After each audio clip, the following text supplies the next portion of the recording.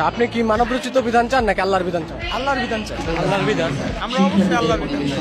আমরা অবশ্যই আল্লাহর বিধান চাই। আমরা মুসলমান ঘরের সন্তান হিসেবে আমরা মানুষের তৈরি বিধান, মানুষের তৈরি জীবন ব্যবস্থা আমরা চাই না। আমি আল্লাহর বিধান চাই। অবশ্যই আল্লাহ তাআলার বিধান চাই। আল্লাহর বিধান চাই। আল্লাহর বিধান চাই। অবশ্যই আল্লাহর বিধান। অবশ্যই আল্লাহর বিধান চাই। আল্লাহর বিধান চাই। অবশ্যই আল্লাহর বিধান। অবশ্যই আল্লাহর বিধান চাই। অবশ্যই আল্লাহ তাআলার বিধান চাই। আমি আল্লাহর বিধান চাই। আল্লাহর বিধান চাই। আল্লাহর বিধান চাই। আল্লাহর বিধান চাই অবশ্যই। অবশ্যই আল্লাহর বিধান। আল্লাহর বিধান চাই। আল্লাহর বিধান চাই। আল্লাহর বিধান। আল্লাহর বিধান। আল্লাহর বিধান চাই। অবশ্যই আল্লাহর বিধান চাই। অবশ্যই আল্লাহর বিধান চাই। আল্লাহর বিধান ছাড়া কোনো প্রশ্নই ওঠে না যে অন্য কোনো বিধান চাই। অবশ্যই আল্লাহর বিধান চাই। অবশ্যই আল্লাহর বিধান চাই। অবশ্যই আল্লাহর বিধান।